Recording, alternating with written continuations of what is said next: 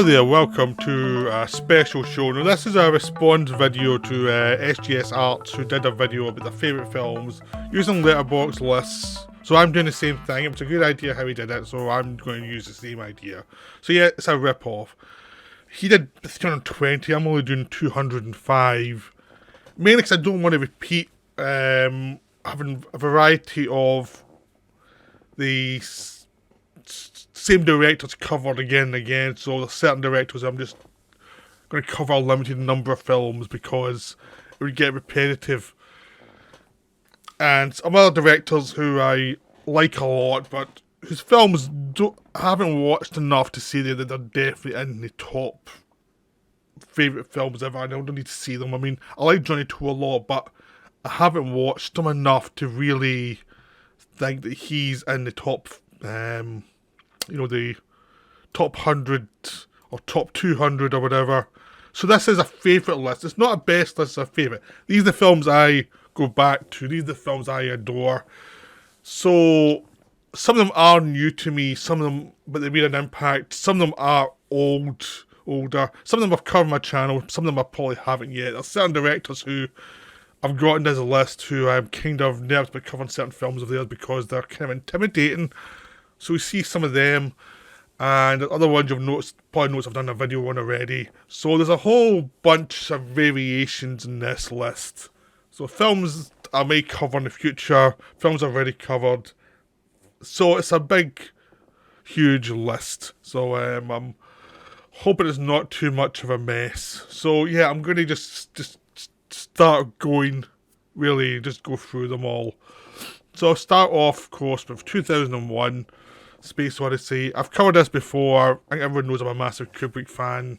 2001 is a masterpiece. It's just genius. Kubrick was one of those directors I had to really restrain myself and not go over the top with a number of films in the list.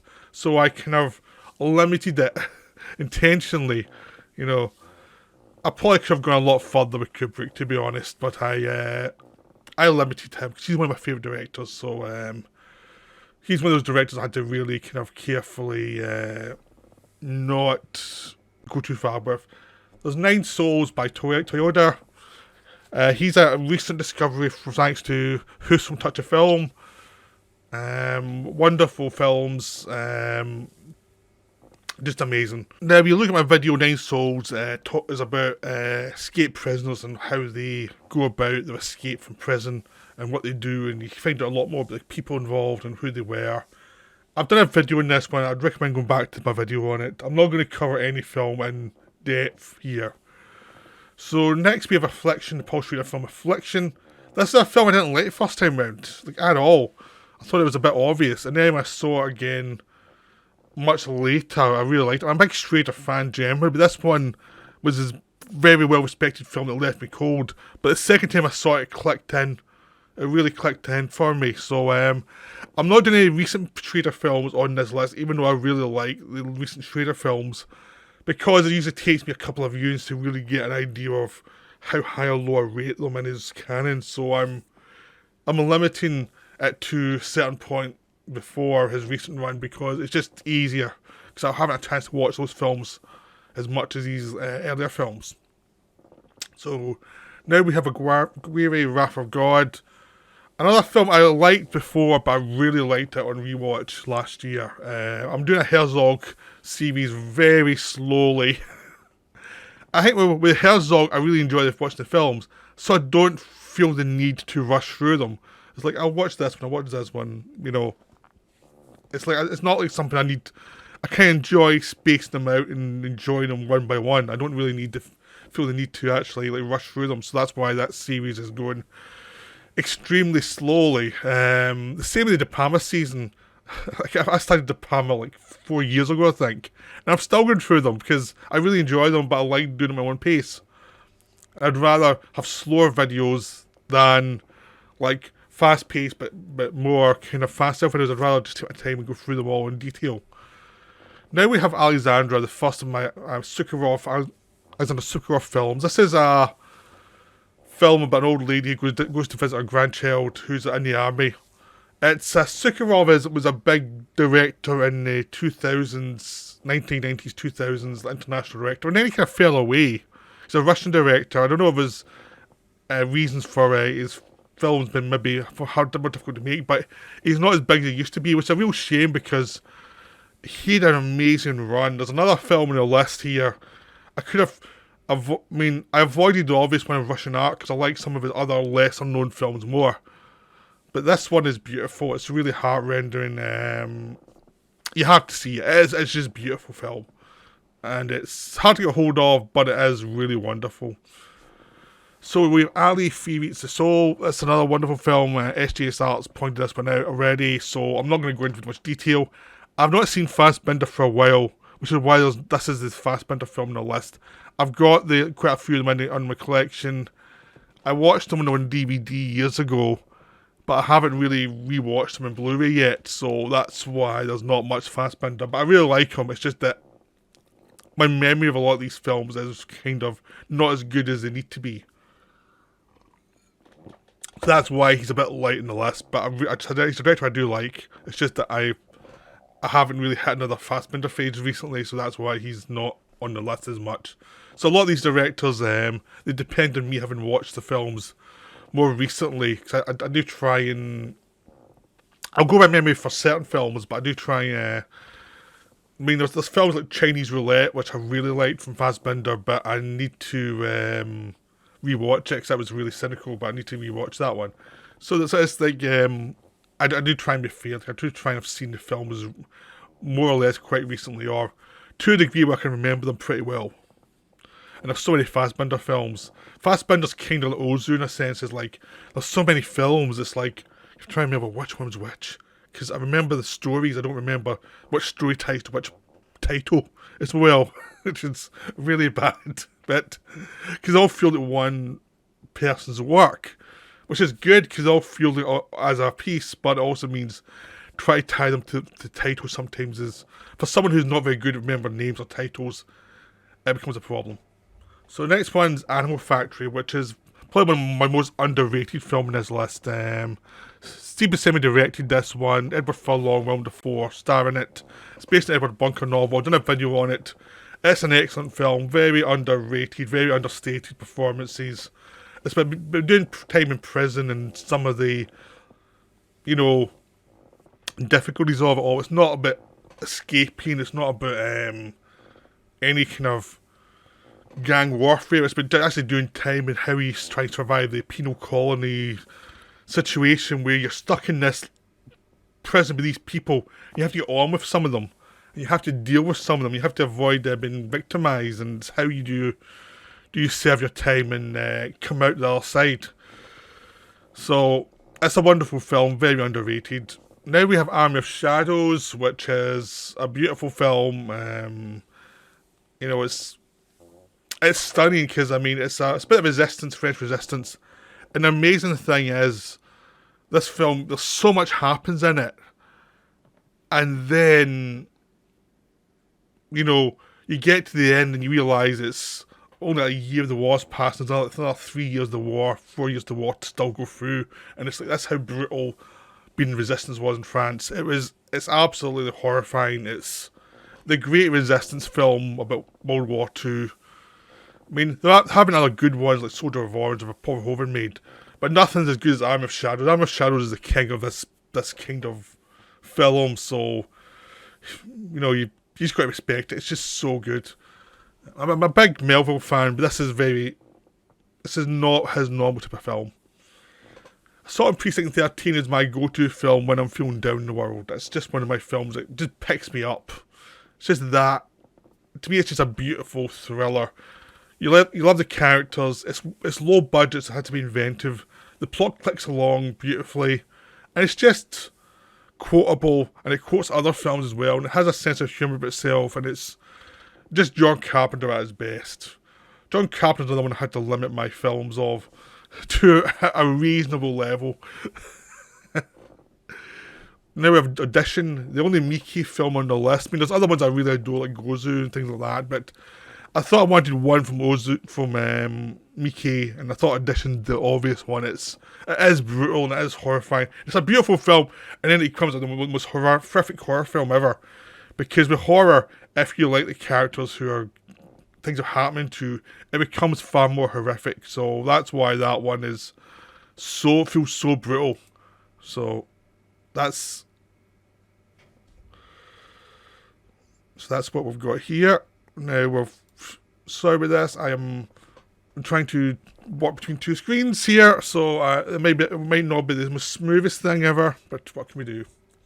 We have Barry Lyndon, another Kubrick classic, which has gone up in everyone's estimation over the years. I think it's one of those films, it was the Kubrick film that only the Kubrick fans loved for a while. And then people started to watch it, and it became kind of the underground Kubrick film. There was always the one everyone said, Doctor Strangelove 2001, all that stuff.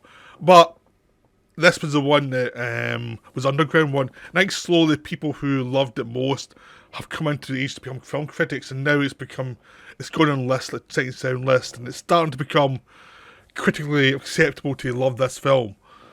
And now it just needs an amazing Blu-ray or 4K restoration Warner's, who own distribution of these films, haven't really done that much with it, and they really should, because it is such a wonderful film. So, go see this film. It's just a stunner. It just really is. I mean, it might be my favourite Kubrick film. In 2001, jumped back and forward to me. Batman Returns is a favourite of mine. So I'm going to have films in here that maybe are less respected, that are just favourites. So this is the only superhero film in this genre. This is being a superhero film. This is more of a kind of dark fantasy with Batman in it.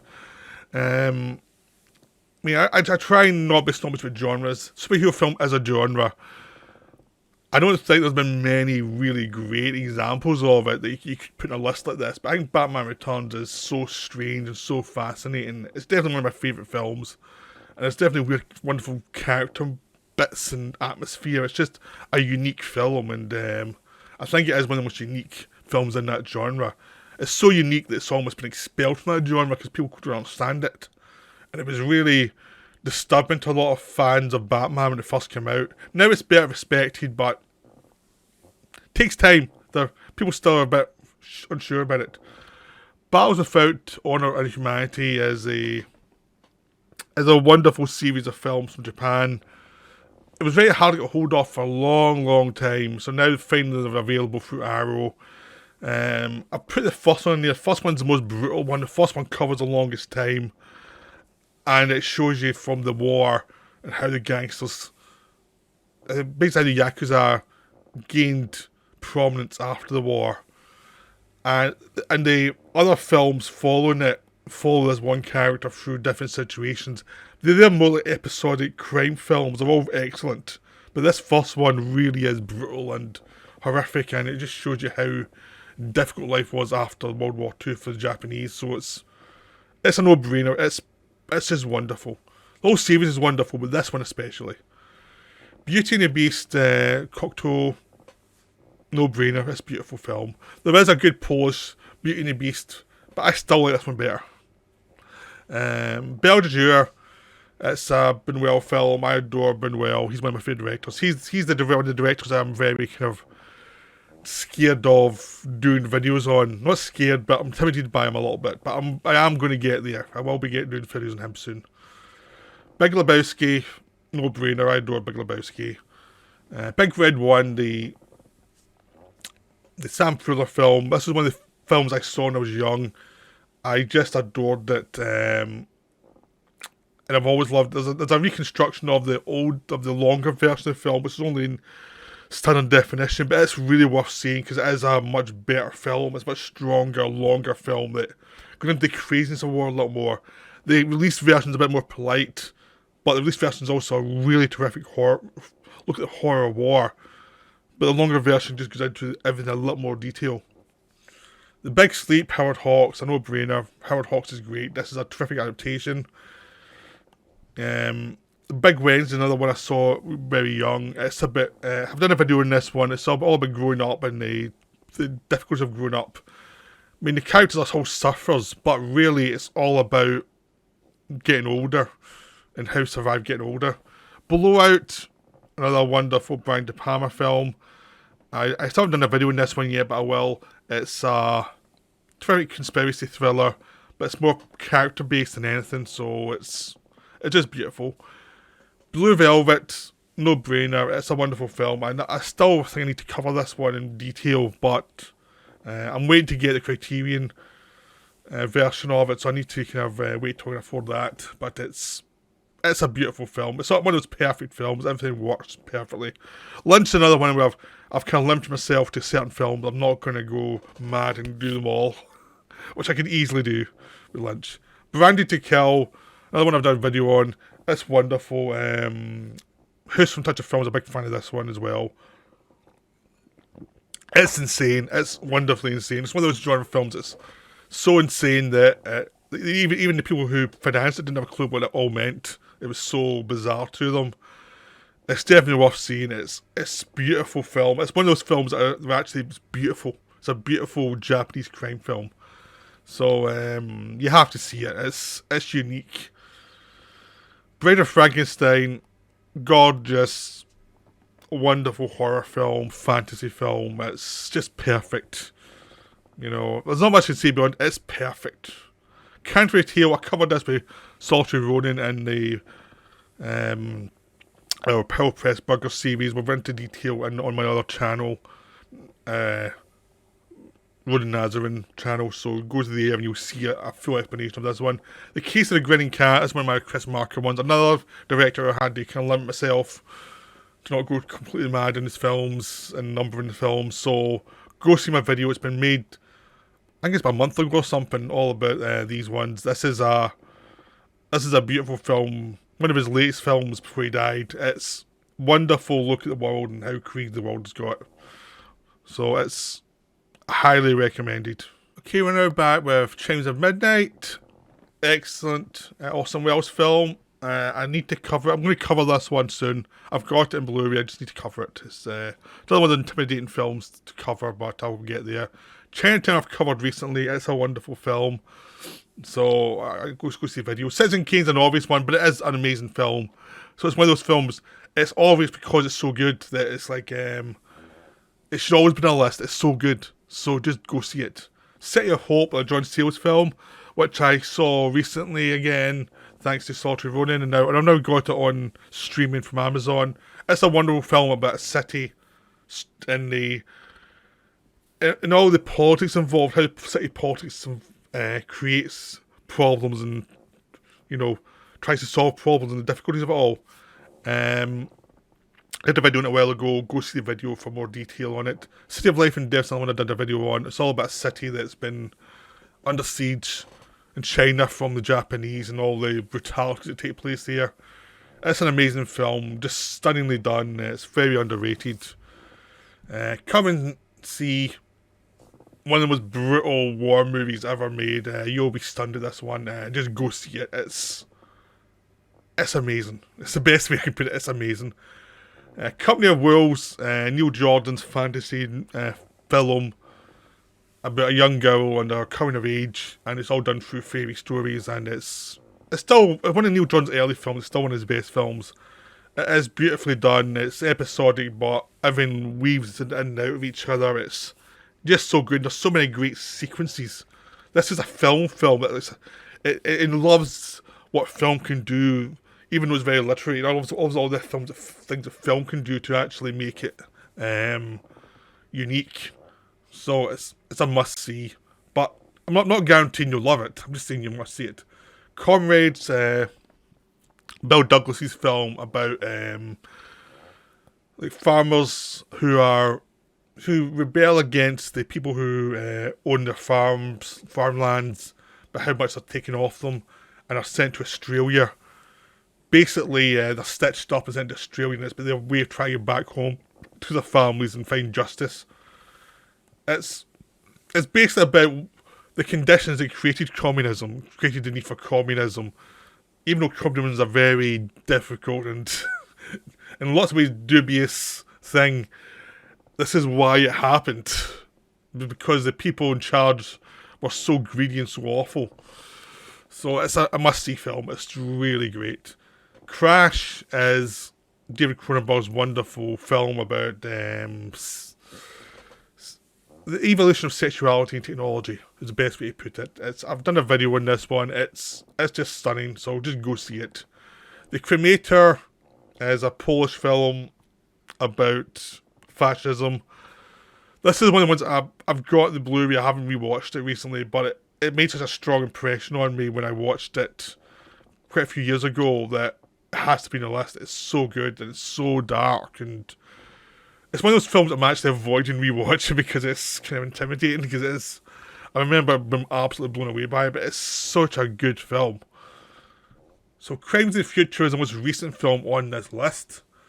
It's David Cronenberg's film about the evolution of art and body consciousness as the bodies mutate. It's a stunning film. It's I'm putting this one up as I'm pretty sure this is going to be one of his great films in the future. So I'm putting up with some faith it's going to be one of the great films in the future. Celia and well, I have to go to my list here. Celia and Julie Go Boating. I always get the title wrong. This one. It's a great film. Again, it like Company of Wolves, it moves in and out of stories, and it's Jack Trevette, who's another director I really like. He's in quite a few films here. This one just is. It's a film. You have to just go see the film. It's an experience. A lot of these films I'm covering are experiences more than I can give you the intellectual things behind them, but it's the experience of it all that really gets to me. Dark Star is John Carpenter's early film.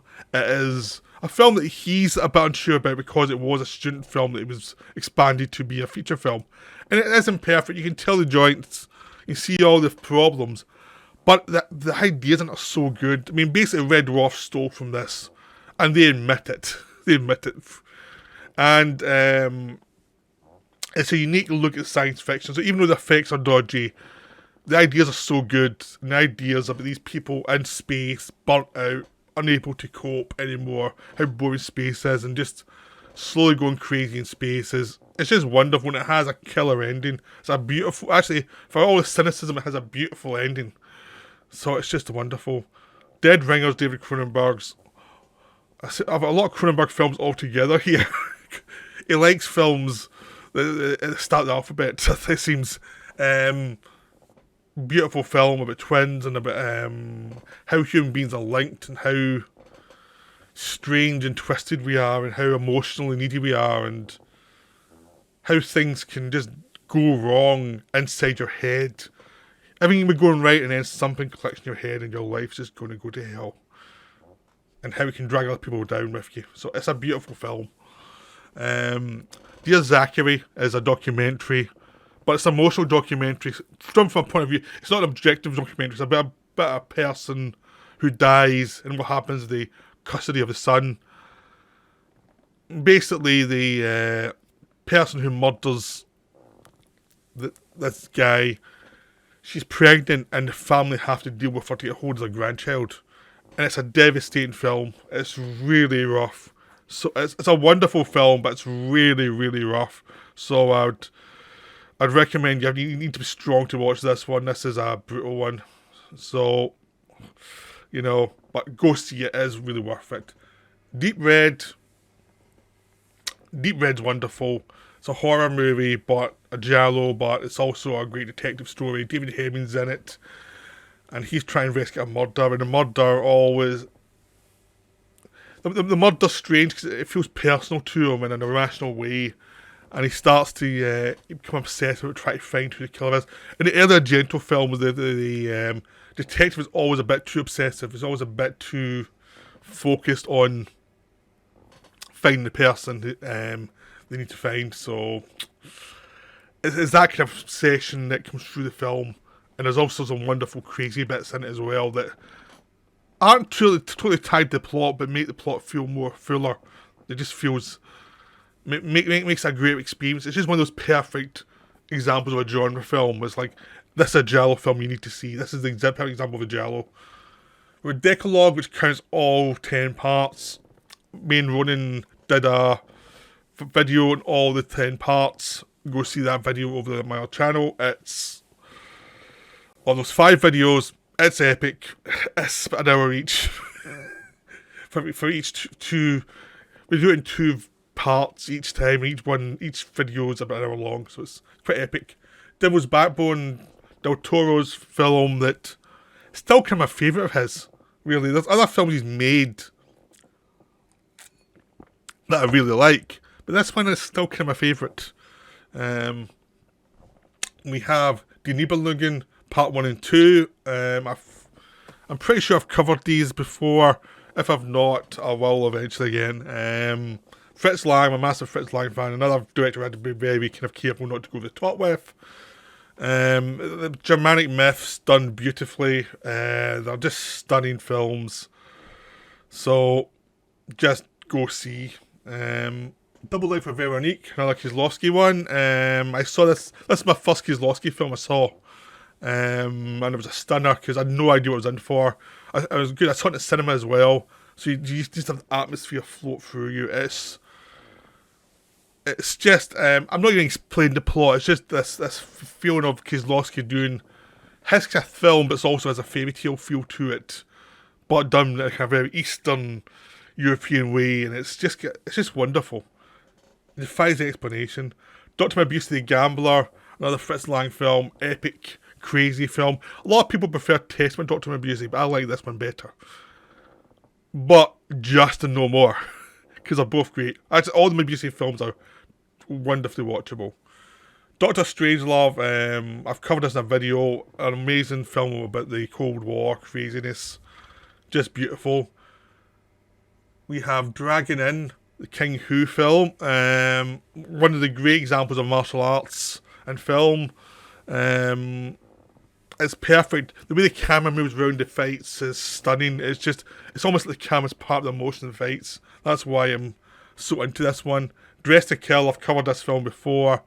I'm a massive De Palma fan. This is a dream of a film. It's just a nightmare comedy about sexuality done as a horror film. It's just beautiful. El Sur, Victor Ricci films, The South, and it's about a father and daughter story. It's beautiful. I've done a video on this one. It's a wonderful film. I highly recommend seeing it. It was meant to be a longer film, but they've run out of money, so they did one film instead. So they never really finished it, but what was there was so good. It was like, well, it's still amazing. Elephant, which is the Alan Clark film about Northern Ireland. I mean, it's all about a series of killings, and it's about how Ireland just devolved into people killing each other. And one killing lead to the next, leading to the next, leading to the next, and just how senseless the whole thing was. And it caused a lot of problems when it was released by the BBC, because people were offended by it, which was the point of the film, is to offend you how ridiculous this Northern Ireland situation is. With an elephant sitting still, another one I've done a video on, set in China. It's all about the Chinese society that's you don't see when they're hyping up China. It's like all the various millions of people surviving in like bad conditions, terrible schools. The old folks been sent to old folk homes against their will, just so that their children can get decent homes. And how the old folk homes are basically they're places where it's so depressing you just want to die if you go there. It's about how even for the youth, there's not much prospects. It's like there's very little to do and see. The director died, finished suicide not long after the film because of a dispute with the producers. So it's a real tragedy. So you lost a great talent. Now we have the Emperor's. Well, this is a long title. This is the Emperor's Naked Army Marches On. So this is a title that's epic. So it's about the Japanese atrocities during the war. Basically, the Japanese government's atrocities to its own people and the suffering they went through during the war and how they will not acknowledge it. And it's about one guy who's trying to force the emperor to acknowledge Japanese problems during the war, but they won't. So it's about internal disputes within Japan. It's a wonderful documentary. You should see it. You've got The Enigma of Caspar Hauser, which is another Herzog film. I should say, I didn't put them on the list, but Act of Killing and Look of Silence is also two great documentaries to watch. The only reason they're not on this list is I forgot to put them on, but they're both excellent films too. So back to Caspar Hauser. It's a wonderful film, very unique, about a guy who comes from, basically comes from outside of society and having to emerge into society, and how difficult it is for him. So it's a beautiful film about how crazy society is to people who have a different point of view about what life is. So it's a judgment on us from an outside point of view, which is just great. So we have Excalibur, which I've covered in another video. It's a King Arthur, the great King Arthur as myth story by John Boorman. It's one of my favourites. It's beautiful. Exterminating Angel, another great Buñuel film. It's savage, about people who go into a dinner party and suddenly refuse to leave. And it's about the craziness of the rich and the self-indulgence and the insanity of a certain class of people. And he just takes this one fantasy element and just watches them fall apart as they cannot leave this one area, and they slowly resort to barbarism and craziness. And it's treated as an epidemic of crazy. It's just wonderful.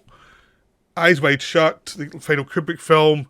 It got a lot of heat when it came out. Now it's been reviewed a lot better. It's Tom Cruise, Nicole Kidman, and Cruise goes through this few nights of discovery, self-discovery, and what could be a dream, it could be reality, or is reality and dreams much more tied together than we think they are, and how motivated you are by the images in your head, the things you won't admit to yourself. So it's a very complicated film, one of Cruise's most interesting performances.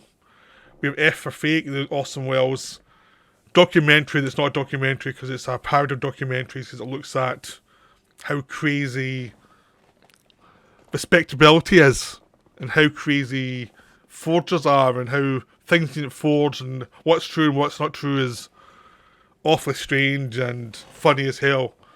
So it's an Orson Welles comedy, which is you don't get very often. Faust by Murnau, I've covered this when I first started doing videos, so I'll probably go back and do another video on this one because it's so old, my video on that.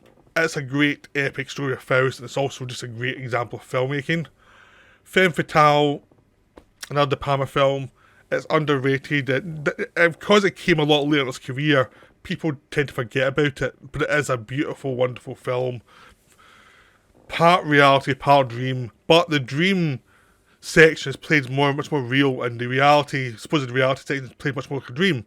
So it's what fits in where. It's a beautiful film. De Palma's having a ball, played around with iconography and crazy characters, so it's just wonderful. And the fact is, because it was a low budget film, he could cast who he wanted, didn't need to use big stars, and just had some fun.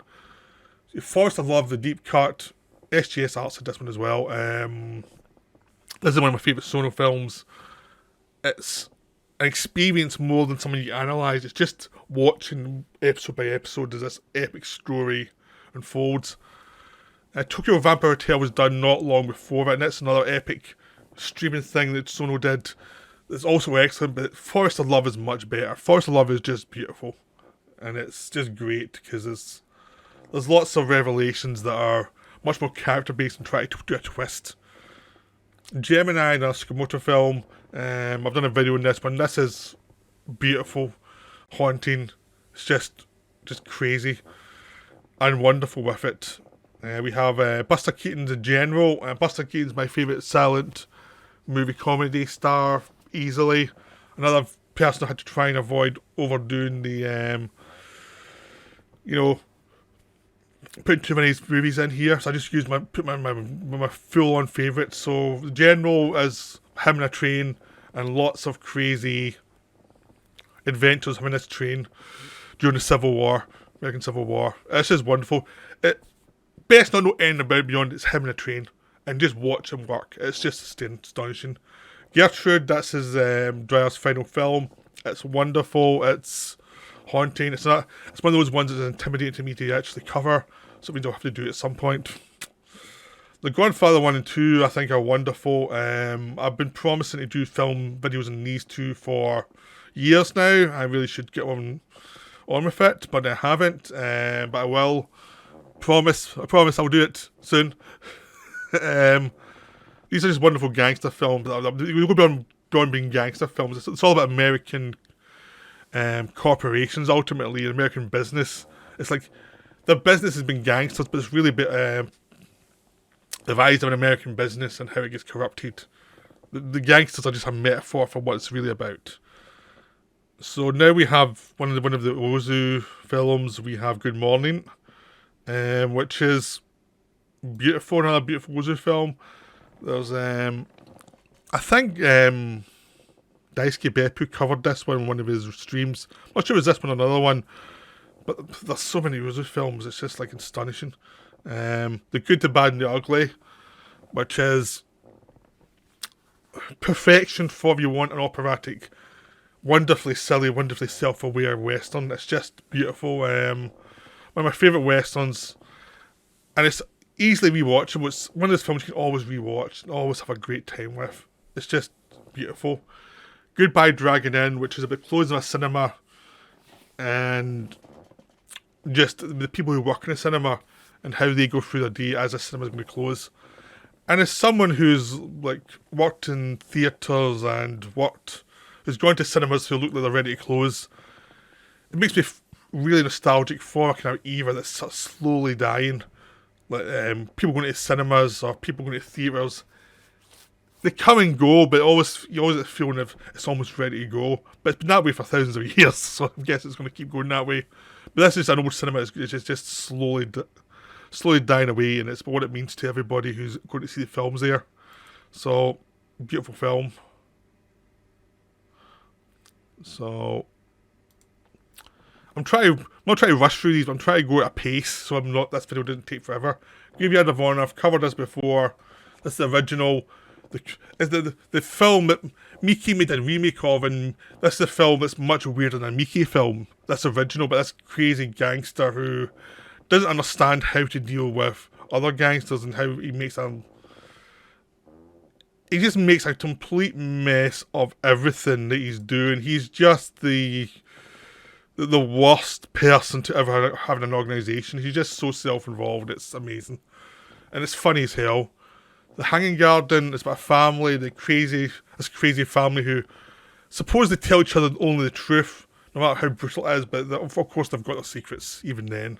And it's all about how dysfunctional families are and how everybody has a point of view and everybody's got individual needs that aren't going to be met in a family situation, but how the family situation bonds them all together anyway. Harakiri, which is another film that Miki has remade, but again the original was a stunner, really amazing. All about the samurai who are become Ronin after the masters are gone, and how it becomes a problem because there's so many now floating around, and basically it's a plot that slowly evolves over misunderstandings between people who are still samurai and people who have become Ronin. It's a film you don't want to know that much about before you go see it. It's just one you need to know a little. That's just what I'm just telling the plot of what you'd see reading the back of it. It's just trying to see it. Heart of Glass, another film I've covered. It's a great Werner Herzog film about a community whose glassmaker has died, and he was the one who made a special kind of glass that brought the money in, and now he's dead. No one knows how to make the proper glass again, and how it's driving everyone insane. It's a beautiful film. The actors were hypnotised before they acted in the film to give it a certain kind of mood, which only Werner Herzog would actually do, and it's perfect. Hi Mom, which is a Brian De Palma film from the 60s. It's in 3 parts basically. It follows Robert De Niro in what's still one of his most interesting performances, coming back from Vietnam and how he tries to fit in, and how his different phases where he becomes basically a peep show director to start with. That doesn't work out. He joins a black militia a justifiably famous sequence called Be Black Baby, but these middle class white people go into a black performance troupe who absolutely terrorise them, and eventually becomes an urban terrorist after all that madness. It's a wonderful film. It's a look at how crazy the 60s had become and how crazy people had become. And De Palma kind of moved on after that, because I think it was a case of he'd done everything he could with this situation. It was time to move on to something new. And he moved to Hollywood and had problems there, but he eventually found his footing there. Highway Patrolman, Alex Cox's film about the one good patrolman in the Mexican borders and how difficult it is for him. Cox is a director who hasn't the best of luck, but he's done some great stuff, and this is his best film. This is a really good film. His Girl Friday, a great Howard Hawks film, fast as hell, funny as hell. I've seen this countless times. The Human Condition, Part 1, 2 and 3. Stunning films. I've covered them, so I don't really want to cover them.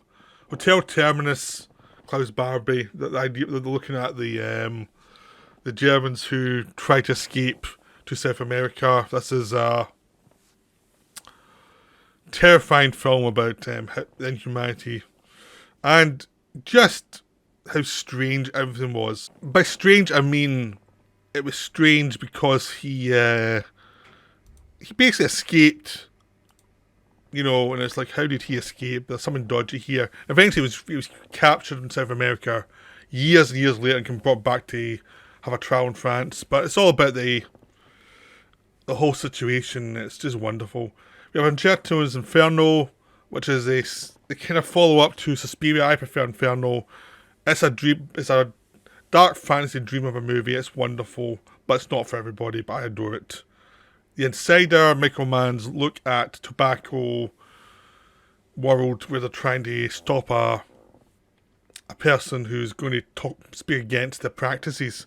It's less about tobacco, it's more about what happens when corporations have to silence somebody who's a whistleblower, and it's about how they can create problems for the people reporting it. And as you see now in the world where a lot of stuff is not reported, and this film shows why it's not reported. This film is like a very important film about how things can be squashed, and how things are squashed a lot now. Jason Argonaut's the wee Harryhausen film. It's wonderful. Just perfect. GSA, Joint Security, another great film. I've covered this one. Just go and look at the video. It's just great. So, yeah, it's one of those things. Is like sometimes you just cover it. Like it's great. You know, it's North Korea and South Korea and how the mix is more complicated than people imagine. With Journey to the Beginning of Time, a Zeman film, Carl Zeman film. This one, the kids going down a river. It's sort of like a child's version, an innocent version of Heart of Darkness, with dinosaurs and things like that. It's wonderful. I adore this film. It's just perfect. Canal, the Andrzej Wajda film. It's the second in the trilogy. It's the one that probably gets the least attention, but for me it's the most terrifying one about the Poles trying to escape the Nazis through the sewers. It's just scary as hell. This is wonderful. King Kong, great film. It's a classic film you never see in these lists, so it's like, just put them on the list. It's an important film. Just because it's a fantasy, so what? Kotoko, which is a mental illness. I've covered this one in a video. It's beautiful. It's such a wonderful film. L'Argent, which is the final film with Robert Bresson. It's about how money can corrupt. And it's about the passing of a forged bill and how that causes havoc for lots of people and leads to murder. And it's just wonderfully distant from the emotions of the situation, but it allows the situation to become much more tragic and horrifying. And because that distance allows you to actually analyse what's actually going on and how much more strange it all is. And, you know, it's really something about how human nature is much more complicated than you can imagine. L'Atalanta, which is a Vigo film, a wonderful love story. I've not more else to say about this, but this is just a wonderful film. It's great. One of my favourites. I saw this as a film student. I've always loved it since then. It's a perfect film.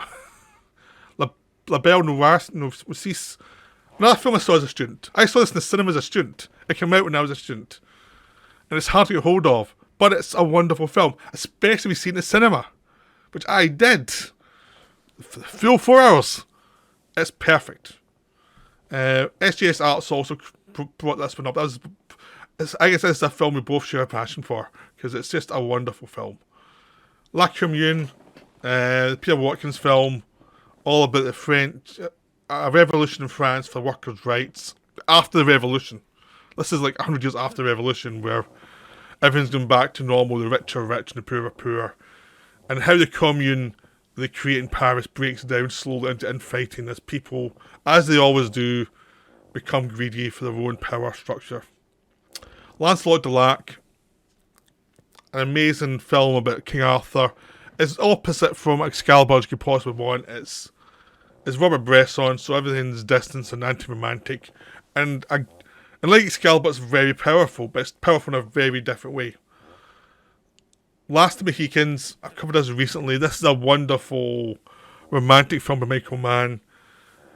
And a lot of these lists, people are probably scared to put something like this on, because it's a great film, but no one, it's too much melodrama. So, but like, film is melodrama.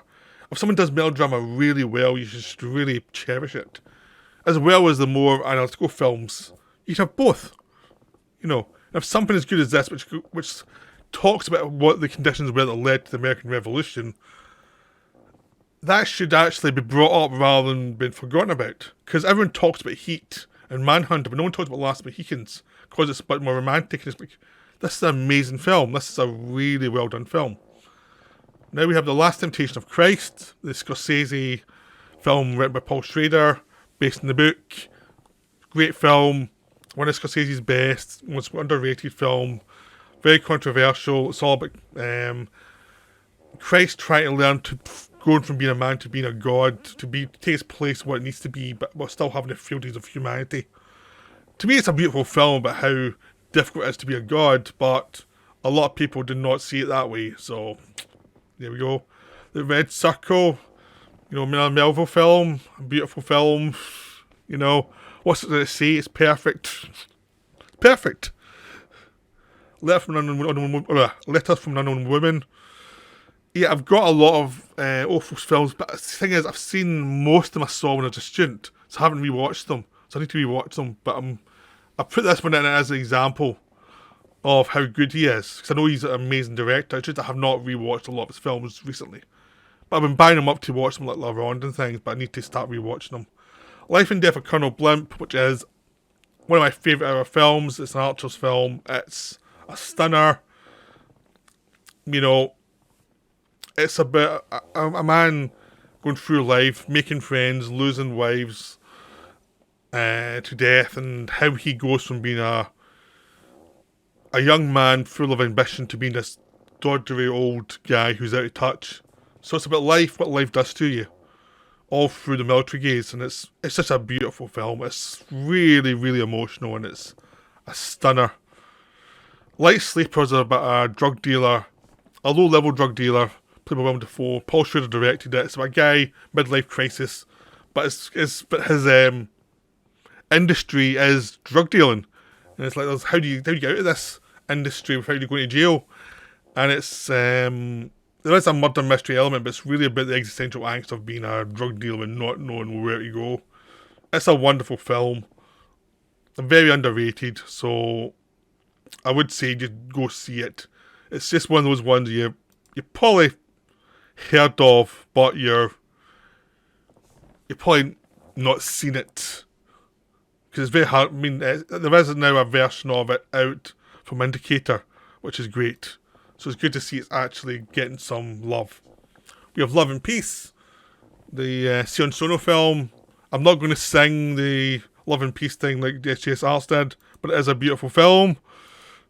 It's just stunning. Love Exposure is another beautiful film. Epic love story, but craziness of people, craziness of parents, craziness of children, cults. It's just insane. It's hard to describe. You just have to watch it and go through it, through the experience. The Fritz Lang film about a child murderer who is getting hunted down by the police and the criminal underworld. It's a wonderful, dark film about how society can turn on people. Even if this guy's guilty, the way they turn on him is pretty horrifying. Mad Max Fury Road. This is a perfect example of a modern action movie. It's a perfect example of an action movie, like how to do it. You know, I could have put in any. There's lots of good action movies I could put in, like Raiders of the Lost Ark, but I put in this as the example of an action movie done beautifully, and it is beautiful.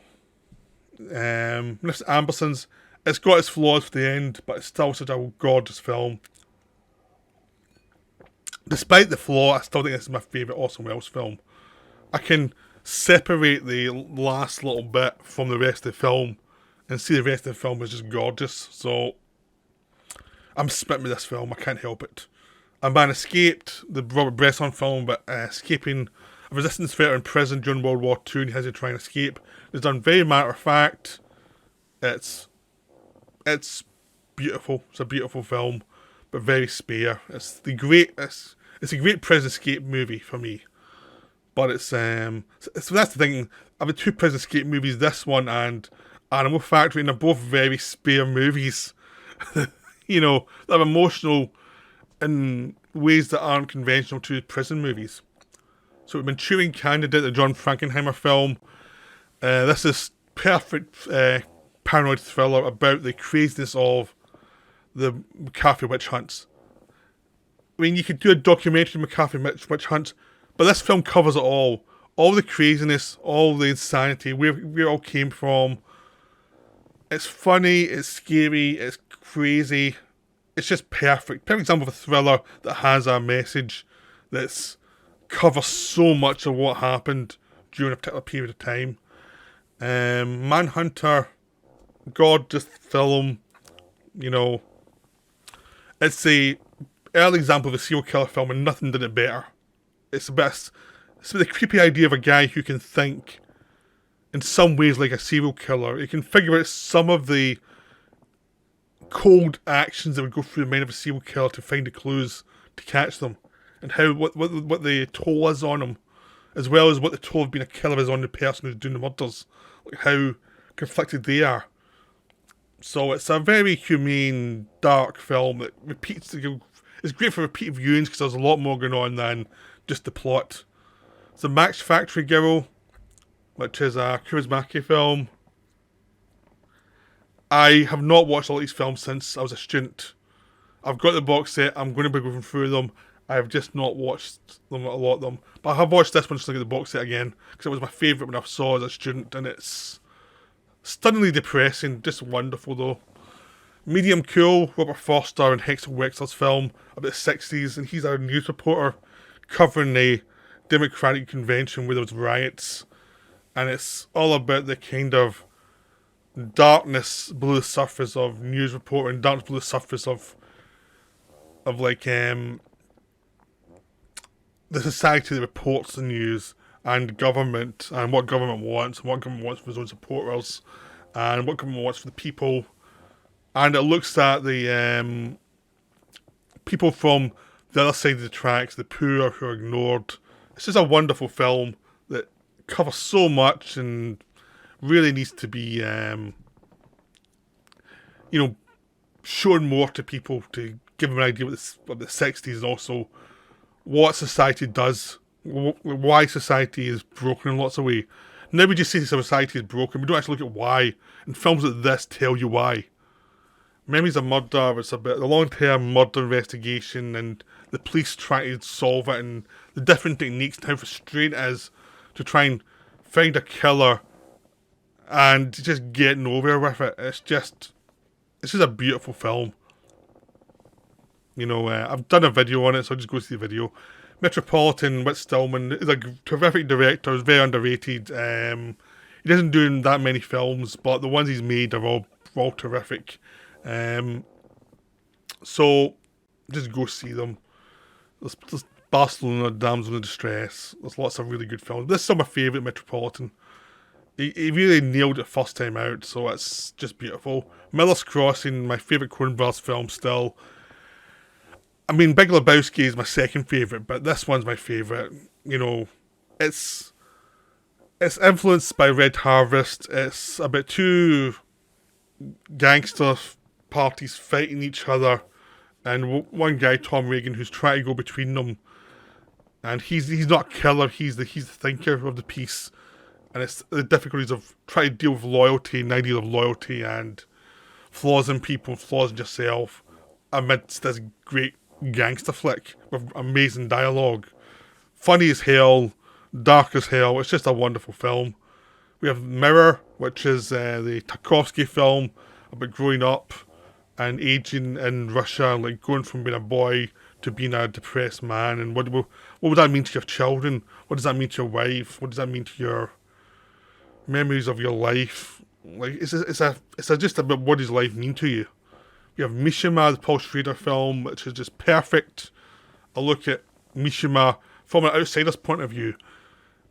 I think the big problem some people look at in this film is, oh, it's not Japanese because an outsider director. Yeah, it is. That's the point. It's an outsider looking at Japan, looking at this guy who's also an outsider within Japan, and it's like, yeah, there's certain things he will not get, but there's certain things he can see in Japan that the Japanese won't get. So it's that kind of look an outsider in Japan and the emotion of trying to fit in or not fit in or create theatre out of your life and how everything kind of intermingles and how what's real to you and what's not is all part of the same drive that will lead to tragedy. It's just an amazing film. So now we have Moloch, which is a Sakura film all about Hitler during World War II, and it's pretty much nothing happens. He's just in a castle, just in the castle. And then nothing happens in this film, really, but it's wonderful. It's just wonderful. It's just a piece of time about this guy who is actually destroying the world, but here in this castle, he's just a guy who's just not that good at things, and he's not a figure of fun. He's just someone who's just a person with all these problems that ultimately the world's paying for. And it's just the banality of evil. Ultimately, like, you can present Hitler as all this stuff, and he did a lot of horrible stuff, and he was charismatic on camera and on speeches, but he was just a person who had lots of flaws. Ultimately, and a lot of his ideas were banal and stupid, and they created so much horror for the world. So it's a perfect antidote to the Hitler caricature, and it's a perfect example to go alongside some of the other films like Hotel Terminus, some I've covered, and other like Show or something. So you see the other side is like the person who did this wasn't that good. The person who did this was pretty banal. Not that it wasn't that good. He wasn't a figure who's actually as unsparingly evil and terrifying as his actions would suggest. He's just a guy, ultimately. Now we have Monty Python, Holy Grail. My final King Arthur movie in the list. I love Arthurian Legends, and this is the comic version, and it's hilarious. It's one of my favourite comedies, and it's Terry Gilliam's best film, even though he's only co-director, because it takes the King Arthur myths, goes very silly with it, and ends up having all the characters arrested by the police at the end and totally breaks the frame. It's just perfectly, wonderfully silly and crazy. You know, it's just wonderful. It really just is wonderful. Now, Machete, which is a Bresson film, this is really haunting film. This is a film that just knocked the hell out of me. I saw this in the cinema for the first time because there was a Bresson season in the late 90s in the Edinburgh Film Festival, and I saw quite a lot of the films there. But it's called Machete. Machete has a stunning end, and it's brilliant throughout, but the end will just knock you back with just how moving and savage it is. It's just an amazing film. But this is one of the ones on this list that's higher than most. Napoleon, that Abel Gance film, it is long and it is melodramatic, but it is a wonderful look at Napoleon. And it's just an experience. It's in because it's an experience. It's a great film experience that's not as interesting in biography, much more about the emotion of Napoleon and what he meant to the world, rather than he did this then, he did that then. No, it's the experience of Napoleon being a nobody, the experience of Napoleon being a soldier in a big fight, and the experience of Napoleon going to Italy at the end of this film. It's just the experience of the build of this monster, who's just this force of nature that can't be stopped. Now we have a new leaf, which is a recent discovery, Elaine May film, stars Walter Matthau and Elaine May. Walter Matthau is this rich guy who is trying to marry May and then kill her for her money because he's running out of money. And then it's how he slowly has to take care of her ultimately because she's such a klutz. And he starts to get reformed against his better instincts because he's like, she's just useless. She's taking advantage of everybody. And it's like how this awful person just is forced to become a better person through circumstances, which makes it much funnier because he doesn't want to be reformed at all. And he's never truly reformed, he's kind of reformed. He's still awful, he's just less awful.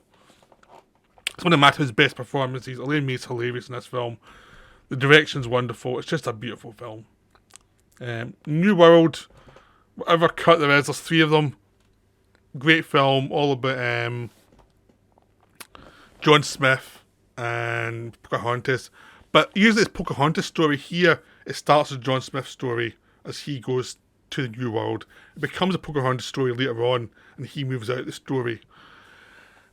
It's a wonderful film. The acting's terrific. So you've got Colin Farrell and Christian Bale later on in the film as well. He comes in as her husband later on. You've got 2 experienced actors and a young Indian actress playing Pocahontas. And it's just the emotion of these people coming over to the land and how their perspective changes slowly. And how they have orders of what they want to do with the land and how they have to survive in the land and how difficult it is. It's just a wonderful film, you know. It was kind of the start of Colin Farrell going from being this guy who's just pushed on you to be as being the next big thing to actually being someone who's a good actor who would take supporting parts in films and actually being good films. This and Miami Vice was kind of the switch over. Then in Bruges, he slowly went from being a pretty boy to being an actual actor. And Christian Bale, as usual, is terrific. He's always been solid. Now, Night of the Hunter, obvious choice. I don't need to go into much detail. It's a gorgeous film, haunting, just beautiful. Ninochka, hilarious Lubitsch film about exiles from the Russian Revolution in Paris and all the, crazy dealings with them versus the communists coming over to try and get something back that they own, and how both parties kind of join or fight each other, and it's hilarious. It's a really funny film. Nosferatu, the Murnau Nosferatu. I love the Herzog Nosferatu, but the Murnau one's a better one, really. It's just the perfect vampire story. So that's my vampire film in this list. I managed 1. Or is there 2? Who knows? But I couldn't resist vampire films entirely. Nostalgia, I covered this recently. Gorgeous Tarkovsky film about a guy who's excelled in Italy, trying to make sense of his life. You know, as he investigates another exile in the past to try and write about him. It's the guy trying to just make sense of who he is and where he came from. Once I spent time in America, gorgeous, moving film about utter scumbags. It's always been one of my favourite films from Leone. It's just gorgeous. Once Upon a Time in the West, beautiful film. Even though in some ways my favourite is for a few dollars more. When I do the Dollars trilogy, I went for Good, the Bad and Ugly because it's the most perfect film. but I really should have put a few dollars more as well. I just try and do a cut off at some point. It's like, from the last viewings of these films, I might be going towards a Good, Bad, and Ugly again. But I always go between Good, Bad, and Ugly and for a few dollars more. Even though I'm talking about Once Upon a Time in the West, which is a gorgeous film. Jason Robards, Charles Bronson, you know, perfect. Henry Fonda as the villain, perfect. Odette here is probably my favourite Dreyer film. It's really haunting, really beautiful. Just go see it. It's stunning. It's stunning. It's another film I'm nervous about covering properly because it's, you know, it's quite terrifying to cover. Our Hospitality, Buster Keaton film, it's probably the most underrated of Buster Keaton I'm covering. It's about a guy who goes back down south and he realises his family was in a feud with another family. And the only way to survive this other family will try to kill him is to rely on hospitality and not leave their house because they can't kill him in their own house. And he's in love with their daughter, and it's hilarious just how far he can go with this one situation. It's just a wonderful, underrated film. We have Out One, the Revenge epic. I'm talking about the actual epic, the full 10-hour experience. It's stunning, amazing. Hard to describe, so I've done videos on it. There's massive videos. There's like 5 videos on this, which hopefully you'll go to see. It is just a stunning achievement in cinema. So, go see them. Right. Yeah, we're going back to Chris Marker here. So, The Owl's Legacy. Now, some of these covers are not actually very good for actually reading. To see the title is. Owl's Legacy is a great look at what the Greek did for civilization. It's a TV series, but it counts as one long epic film ultimately. It's just it's almost like the TV episodes or chapters of a long film. It's amazing. You should go see it. You can get it from Icarus Films in America if you've got multi-region. It's a wonderful film. The Passenger, Jack Nicholson in the Antonioni film. Wrong Italian director there. Pasolini is coming up. It's a wonderful mood piece. I mean, I could try and intellectualise it, but I just enjoy this film. I've seen it a few times just for the mood. You sit back and enjoy the mood of it all. Things happen, but it's one of those films I like to watch every so often. Not all the time, but every so often, just float through the mood of it. It's just perfect. Passion of Joan of Arc is the Dreyer Joan of Arc film. Well, I like The Trial of Joan of Arc by Bresson. I prefer this one. Although in the past it was the other way around. So it may switch again in the future. But at the moment, Passion of Joan of Arc is one I really enjoy. It's a wonderful, gorgeous, emotional film.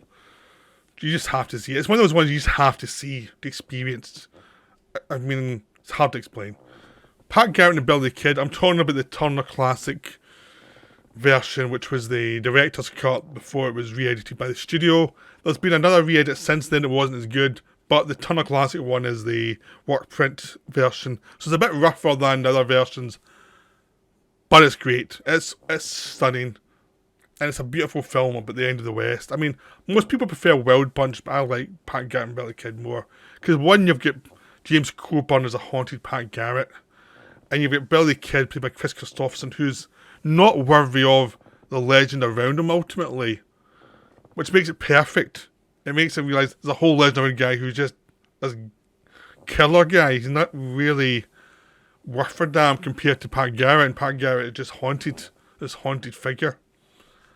We have Peeping Tom, the Michael Powell film about, you know, a guy who's a photographer for films who also likes killing women because he's a weird thing where he can't quite deal with people or women in reality, which covers a lot of film fans. Persona, the Bergman film, we've covered this in me and mine Ronan's videos. It's an amazing film. It's not much to say, it's amazing. Petulia, which is a Richard Lester film that's Just gorgeous. Josh C. Scott is a guy who's middle-aged. He's trying to figure out the modern world in San Francisco, and it's kind of a case of where the people in the late 60s, it's already passed. The wave has passed already, and the people try to either join the wave that's already gone or understand the wave that's already gone. No one can quite understand where their lives are. It's the wreckage of the youth movement on middle-aged people, which is something you don't get a lot, but it's a wonderful film, very underrated. Phantom of Liberty, another Buñuel film. Great title, great episodes of insanity. You know, of the Buñuels I've covered, this is probably the least, but there's so much good stuff in there. It's so great. It's irresistible. Phantom of the Paradise, one of my favourite De Palma films, all about the music industry and the craziness of the music industry. It does to the music industry what Manchurian Candidate did to the McCarthy era. Just like, it takes all the absurdities and throws into this weird plot, and everything in the plot feels right for the world it's in, because it's almost like showing the world through an melodramatic excess, but it's perfect. It tells you exactly what the world is, and it's much better than any music biopic you'll ever see. The music industry is perfect for... The best examples of the music industry are always the parodies. Phantom of the Paradise, Spinal Tap. The best ones are not the kind of Doors films or something. It's the weird ones that allow them to go crazy and show up the absolute insanity of that world. We have Point Blank, the John Boorman film. Lee Marvin as Walker trying to get his money back. It's a dreamlike movie that's just gorgeous and perfect, and I could watch this endlessly, so it's one of my favourites. Possession, I'm sure SJS will love this, is on the list. I saw it recently, I thought it was a stunner. It was one I avoided for years, and then I saw it, I was like, why did I avoid it for years? It's just one of those things. People can be stupid sometimes. Pulse, which is another recent discovery through Touch of Film. It's Kurosawa, the other Kurosawa, the horror of Kurosawa, and it's wonderful, but this infectious thing going through our media and how it just causes hell and causes these haunted ghost-like apparitions. It's just amazing. And try to describe the plot, it's useless. It's just this atmosphere of dread and horror, of technology driving us mad. With Punch Drunk Love, Paul Thomas Anderson's film, I think it's a gorgeous love story about people who are dysfunctional and angry rather than perfect. It's just great. Punishment Park, another Peter Watkins film, all about the people in Vietnam era metaphor of criminals who are allowed to try and escape the sentence if they survive Punishment Park, which is this rigged system where they can get hunted down by the police. It's a metaphor for America at the time. It's great, but it also feels timely for the way governments view their own people. It can take place anywhere, and it shows you authoritarian mindset at work, like what authoritarians actually think. It could be communism, it could be extreme military dictatorship, it could be capitalism, it could be anywhere. It's just take place in America, but it could be anywhere. Ran, the Kurosawa film, the respected Kurosawa. I used to not like this one, but a recent viewing of it changed my mind a lot. I really adore this film now. I tried to choose between this one and Kakamusha was hard though, because I liked both of them. It's like, I had to choose one. So I chose Ran, and now I'm thinking, should I have chosen Kakamusha? It's like, I really like both these late period films by Kurosawa, but it's like, trying to choose is difficult. Right. Another Antonioni now. We have Red Desert, another great Antonioni film that I adore. Others go for Love and Tuva and stuff, but I like this one better. Just the atmosphere of it, the waste of the landscape, and it's just something about it that really gets to me. So now we have another Sion Sono film, Red Post and Escher Street. That's another recent viewing. It's wonderful film about making a film. Sono's got into controversy recently about behaviour towards actresses. I don't know it seems to have been overstated. I don't know what it actually is. Nothing's ever really been explained, but from a lot of people have said it's been overstated. So that takes the film a little bit, but it's still a great film. And it's about the haunted feeling of people trying to deal with others, and it doesn't present the world of filmmaking as perfect or ideal. Like, it presents it as dysfunctional and weird and basically exploitive to everybody in a way that's kind of, it has a positive outcome, which is the film itself. So it doesn't look at the film industry as something perfect. So that makes it this much more worthwhile, even though Sono's had a recent experience. It's not been great for him. Parting the Guest, another Polish look at communism. I'll be covering this one pretty soon in my videos, so I won't really get into detail here. But it was one of those films that blew me away when I saw it. It just knocked my socks off. It's just a perfect look at communism. The Right Stuff, a great look at the American space race. I mean, this Dark Star in 2001, one of my three favourite films about space. And they've been that way for years, and I don't think this is really going to change no matter what other film comes out. Those are my three that just are the ones I really adore about the space race, and I love space. Those are the three that always have an emotional response to me. Rio Bravo, the Howard Hawks film, amazing film. It's all set up for the action comes late, but it's all really set up for the action. It's just wonderful. We have Road, which is an Alan Clark one. This is based on a play, and it's with people going up down the street. It's with working class people.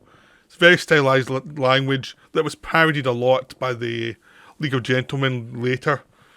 But because Alan Clark's such a working class director, he managed to take away all the nonsense of potential overacting and just keeps it straight. And the language is a bit weird, but the actors play it straight, so it feels right. It feels right and emotional.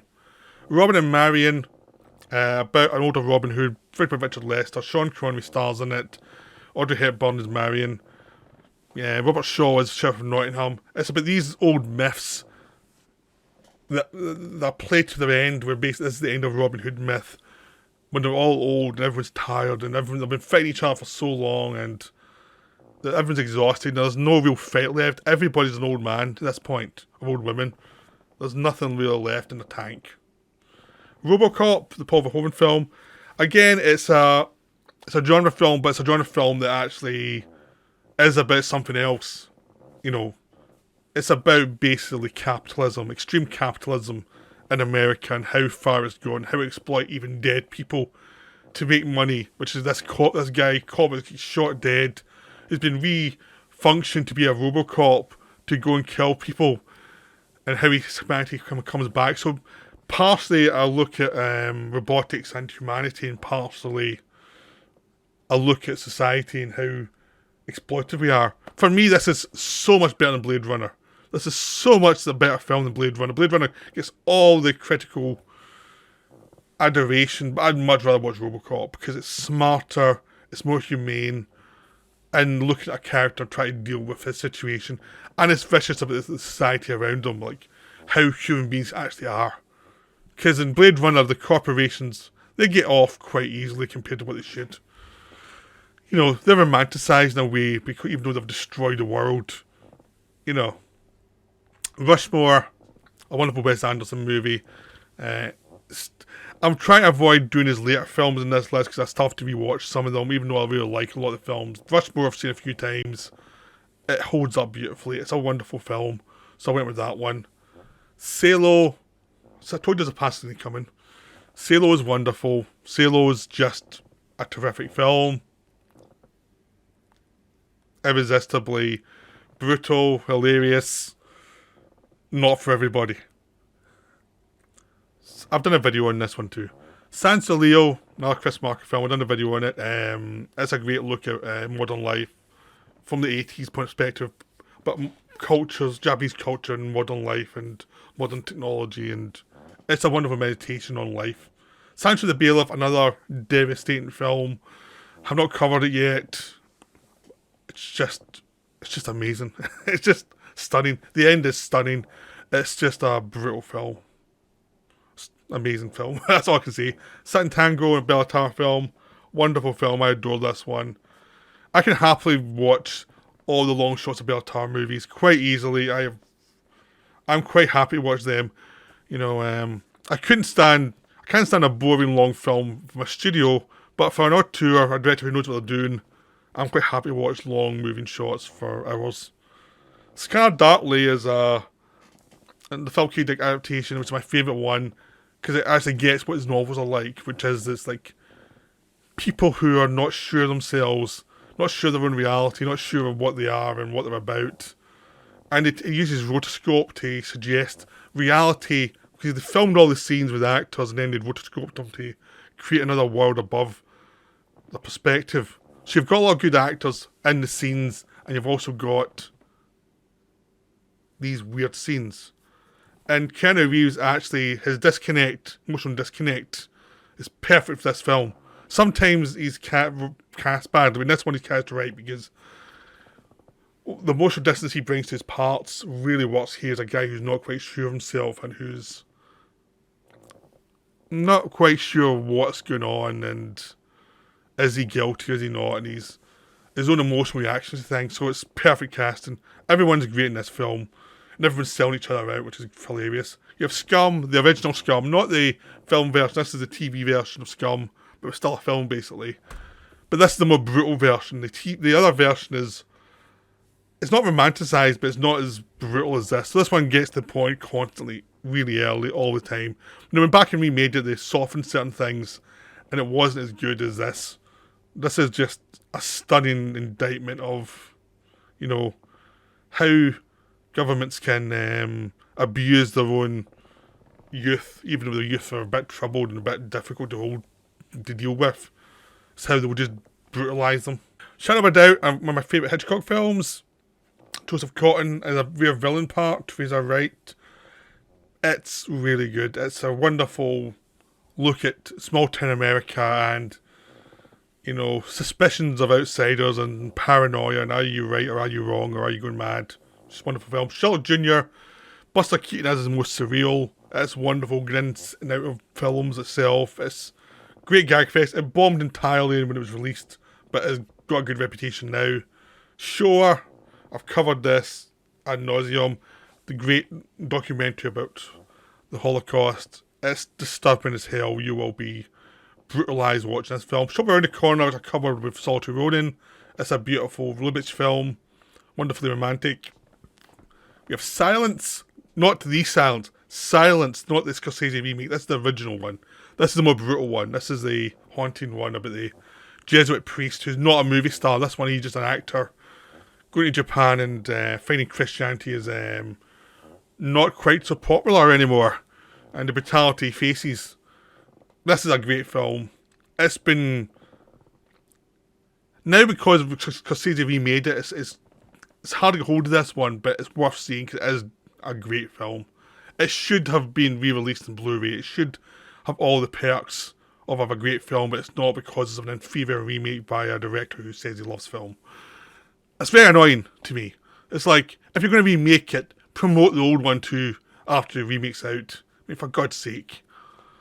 The Silence, which is the Bergman film, part of his trilogy. I'm going to tell you now all the trilogies in this. All the trilogy we covered, me and Ronan, on our channel, so just go see those videos. Smells of Summer Night, I've covered that with Ronan as well. It's another gorgeous, youthful film. That has grown on me quite a bit since I watched it recently. Sorrow and the Pity about the French resistance and how France operated during the war. It's devastating. I've done a video on it. Stalker, another film I've done a video on. It's one of my favourite sci-fi films. Tarkovsky, it's haunting. It's the search of God or the search for meaning or the search for something in your life. Starship Troopers is another one I've covered a lot. A satire on fascism, seen through the eyes of the fascists themselves and how they see themselves as great purveyors of truth, and how all the lies float through below the surface, and you see how the propaganda fails, and you also see a propagandist believes themselves to be perfect, so they use shallow shells of people as their representatives. It's a wonderful satire. Just wonderful. Floating Weeds, which is the Ozu original black, it's the original black and white version of the film. I like this. I prefer this to the remake. Ozu preferred the remake. I like the original. I think the original was just more moving and just beautiful. Straight Story, gorgeous film. I've covered it. David Lynch taking on America and just simple emotion rather than stylization. It's a gorgeous film. Streets on Fire is a film that most people don't have on the list, but since it's my favourite list, this is one of my favourite films. I've watched it countless times. It saw me through many years of life. I'll kind of keep watching it. I'm happy to have that on my list. Sunrise, the Murnau film, another one that's kept me through the years because I adore it and I've watched it countless times. I saw that one when I was a student to start, just as a studies, and I adored it from then, so I couldn't resist. Tales of Hoffmann, another favourite of mine from the Archers. It's a gorgeous opera film. Most people prefer Red Shoes. I like this one better. Even though it's more flawed, it's my favourite list rather than the best, so that one's going in. Taxi Driver, it's an easy one to put in, and it's kind of,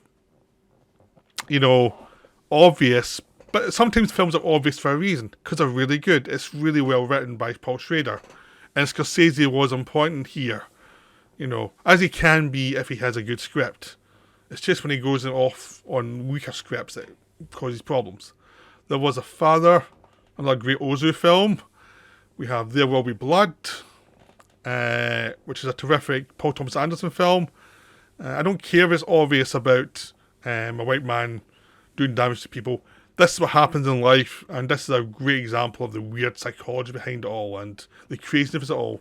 This is not about pointing the obvious, this is what happens. It's pointing about what's the psychology of someone who does this, why they're so driven, and why is their drive so hard to actually understand, because it's more based on animal instincts and what's below the surface than something they'll ever express, even though what they express can be articulate. It's a wonderful film, really well made. Thin Red Line, Terrence Malick's film about the Battle for Guatemala. It's a gorgeous film, another one I've watched countless times. It's seen me through many years. I adore it. It's got a great cast, and it's just a great film. It's just so gorgeous, and it's about the war, and it's also the experience of the war, how what people think during the war, and how the past affects them, how what they want affects them, how what they want from life affects them. So it's about a meditation on war, really. We have The Thing, John Carpenter's The Thing, great horror film of paranoia. I'd watch this over Alien any day of the week. It's a great film about just paranoia and physical paranoia and mental paranoia and being isolated in the cold, which I can understand. This is the Scottish winter. It's just a great film. Throne of Blood, wonderful Kurosawa film. Another one of my favourites of his. Adaptation of Macbeth, really great. Because it doesn't do much to the text, it actually just has the atmosphere. Whereas in some ways, you lose a lot. I mean, I'd recommend watching this with the Orson Welles version of Macbeth. The Orson Welles version of Macbeth has the dialogue and atmosphere. This is the atmosphere. But the Orson Welles version is very, very egocentric. And I'd already done an Orson Welles Shakespeare thing with Tombs of Midnight, so I couldn't do both. Through Glass Darkly, another one of the trilogy. That's a great film, very haunting. There's a lot of sense of madness, how terrifying madness is. To Be or Not to Be, a wonderful film about the ham actors dealing with the Nazis. Just hilarious. Another Lubitsch special. We have To Have and Have Not, which is a great Howard Hawks movie that I absolutely adore. It's one of my favourites of his. Just endlessly rewatchable. So it's just one of those films that's just hard to, say why. It's just great. You have Two, The Wonder, which is the Malick film that no one likes but me and a few of my friends. It stars Ben Affleck, which is surprising he's in this film and actually be in this kind of depressed part. And him and his wife who come back from France for to fall in love, and then the dislocation they feel in France, from France to America, and it's about trying to find meaning in their lives again. It's just a knockout film that too many people hated on. It was just like they were sick of Malik at the time, and that's the film that got it. I adore that to the wonder. It's just great. Tokyo Story, classic Ozu film. It's about how the youth throw away the elderly because they can't be bothered with them anymore. It's a tragic film. Twin Peaks Firework with Me. I saw this in the cinema when it was released. It was terrifying then. It's still terrifying. And Twin Peaks, the return, I count as one big movie, not a TV show with different chapters. So that's why it's in here. Don't care if you disagree. It's a great horror show. Beautiful, emotional, terrifying. Following a Week of Wonders, this is a film I've been championing for years. I found out SJSArts on board as well, so I'm quite pleased I've converted somebody. You know, it's only been 10 years, I've converted one person. I feel good.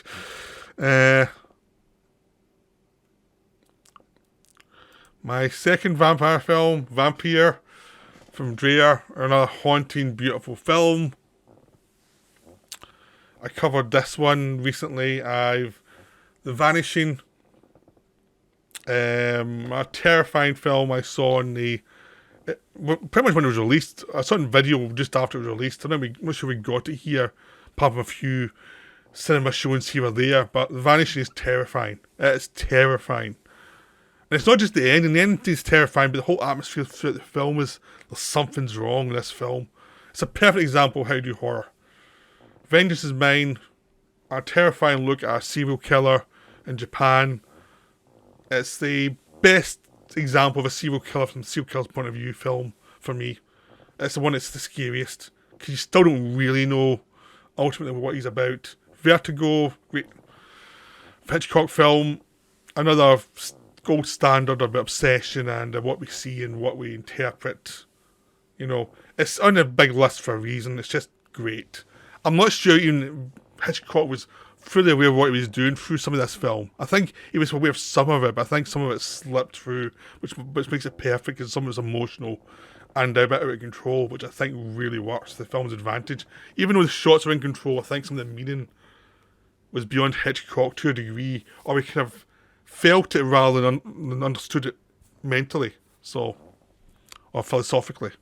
With Vital, which is a Tsukamoto film, it's haunting. Look at death. This is a stunner. It's hard to explain this one. Just go see it. It is truly amazing. It's a truly amazing film that so many more people should see. Voyage of Time, which is another Malik film, all about the creation of the universe. There's two different versions. There's the IMAX version and there's a longer version. Both are great in different ways. I think the IMAX version gets to the point more, but the longer version, you can float through it more. So it's just two different feelings of the film. Both of them are great in different ways. Another Peter Watts film, The War Game, all about nuclear holocaust and what the actual reality would be. This is banned from the BBC for years. This is terrifying. If you watch it, you realise why you should never have nuclear bombs, because it will devastate everything. Wavelength is the Peter Wallen film that everyone got at film school and everyone hates because it's just a one shot going back and forward and little bits of movement. It's about what you see in the shot and what you see change, and what's your interpretation of a shot and what's your interpretation of what you see. And it's like a filmic version of meditation, which is because I meditate, I like it. But for people with no patience, this is like the worst film. And for someone like me, this is the great film. So there we go. Weekend, which is the Godard film, one of my favourite Godard films. Other people like Breathless more, and other people like other stuff. I like Made in the USA a lot as well, but I really like this one. So it's got a weird tone to it that I really enjoy. This kind of more absurdist, but not over the top absurdity. It's just this sense of the absurdity of life, a bit more in this one. Workmeister Harmonies, another Bellatar. So, you know, what can you do there? I love Bellatar. Set during Hungarian communist period, based on a novel, but it's like 90 shots. There's lots of long shots. Just the atmosphere is amazing. So that's why it's here.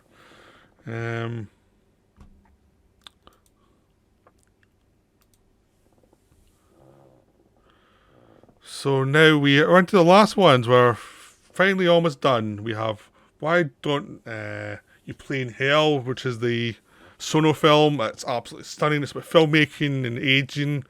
Within filmmaking, how you age, how you experience cinema differently. But it's also the craziness of filmmaking and how obsessed you can be and how crazy you can be. And it's just a perfect film. It's one of those films that's just a perfect experience. We have Winter Light, the other Bergman film from the trilogy. I mean, that's the big thing I found recently watching the Bergman collection on Criterion. I've become much more of a Bergman fan than I was before. I always liked him, but I liked him a lot more now than I did in the past. I've connected a lot more. I think if you're a certain age, you connect more with him than you would when you're younger, which is my explanation, really. It's just like, I saw the films when I was younger, but I don't think I experienced them just as much as I do now. Wisconsin Death Trip, which is a documentary about these deaths that happen through Wisconsin over a period, and we go back and forward from the black and white of the past to what the town's like now. It's a haunting film. It's just an experience, really. It's just something about it that's always stuck with me since I've watched the film. Zero for Conduct, another John Vigo film about kids. It's wonderfully crazy. It's just another perfect Vigo film. It's just so good. And finally, we have Elle, another Buñuel film.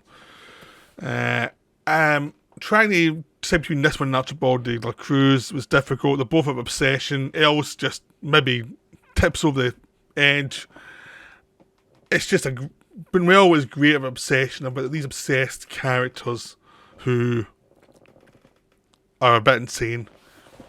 He's just great at them, so I adore that. So Elle's definitely one to see.